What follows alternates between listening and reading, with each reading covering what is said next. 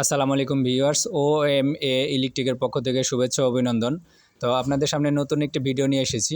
এই ভিডিওটি হচ্ছে যে আমরা এই ফ্যানের ক্যাপাসিটার লাগাতে হলে এই যে এই নাটটা এবং এই জাম নাটটা খুলতে হবে, না হলে আমরা এই ক্যাপাসিটারটা লাগাতে পারছি না।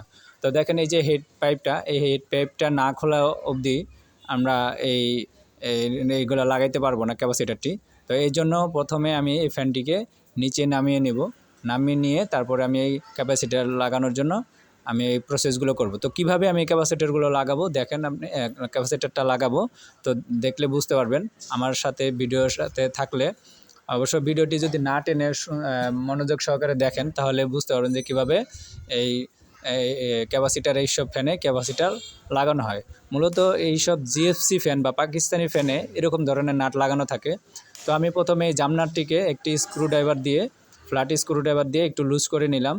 তারপরে আমি হেড পাইপটিকে খুললাম। খোলার পরে এই যে জামনাটটি, এই জামনাটটি আমি আর ফিটিং করব না, যেন পরবর্তীতে আমাকে আর এই সিলিং ফ্যানটি উপরে থেকে না নামাতে হয় ক্যাপাসিটার লাগানোর জন্য। তো আমার এখন আমি আবার হেড পাইপটি এই ফ্যানের ক্যানোপির সাথে আমি আবার লাগিয়ে দেব। লাগিয়ে দেওয়ার পরে ক্যাপাসিটারটা চেঞ্জ করব। তো বাটিটি আমি খুলে নিলাম। খুলে নেওয়ার পরে এখন এই ক্যানোপির ভিতরে যে ক্যাপাসিটারটি আছে, জিএফসি ফ্যানের ক্যাপাসিটার সবসময় চ্যাপ্টা ক্যাপাসিটার হয়ে থাকে।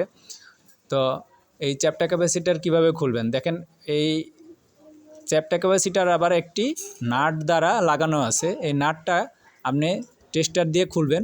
খোলার পরে এই ক্যাপাসিটার চেঞ্জ করবেন। তো বলে রাখা ভালো, সবসময় যারা কাজ করবেন অবশ্যই সেফটি নিয়ে কাজ করবেন। ভালো মই ব্যবহার করবেন উপরে ওঠার জন্য, এবং কোনো প্লাস্টিকের ড্রাম বা কোনো গ্লাসের উপরে অবশ্যই দাঁড়াবেন না। এবং যদি আপনাদের পাশে লেডার থাকে বা হাতের কাছে লেডার থাকে অবশ্যই লেডার ব্যবহার করবেন, এবং ভালো মানের লেডার, যেমন ভেঙে গেছে এরকম দুর্বল কোনো লেডার ব্যবহার করবেন না। তো আমি এই যে দেখেন নতুন একটি ক্যাপাসিটার চ্যাপ্টা ক্যাপাসিটির আমি নিয়ে এসেছি। তো এটাও জিএফসি ফ্যানেরই ক্যাপাসিটার। এই ক্যাপাসিটিরটি আমি আবার জয়েন দিয়ে দিলাম। জয়েন দেওয়ার পরে দেখেন এই নাটটিকে অবশ্য আপনি এই ক্যাপাসিটারের যে গ্যাপ আছে ওই গ্যাপের ভিতরে দিয়ে নেবেন, না হলে কিন্তু আপনি কখনোই ওই ক্যানোপির ভিতরে এই নাটটা আপনি সহজে লাগাইতে পারবেন না। তো দেখেন আমি নাটটাকে লাগিয়ে দিলাম। এরপর আমি এখন আবার এই বাটিটিকে ফিটিং করে দেব হেড পাইপের সাথে। তো আমার কাজটি কিন্তু মোটামুটি প্রায় শেষের পথে। তো আপনারা আর কিছু প্রসেসিংয়ের কাজ আছে, এই কাজগুলো আপনারা মনোযোগ সহকারে দেখেন, তাহলে বুঝতে পারবেন যে আসলে কীভাবে এই কাজগুলো কমপ্লিট করা হয় স্মুথভাবে।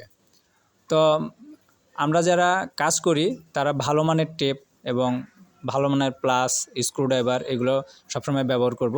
তো দেখেন আমার ফ্যানটি কিন্তু ঝোলানো হয়ে গেছে, সুন্দর মতন ঘুরছে, স্পিডও বেড়েছে। তো আজকের মতো ভিডিও এখানেই শেষ করছি। তো আমার ভিডিওটি ভালো লাগলে লাইক, শেয়ার, কমেন্টস করতে ভুলবেন না। সকলে ভালো থাকবেন। আসসালামু আলাইকুম।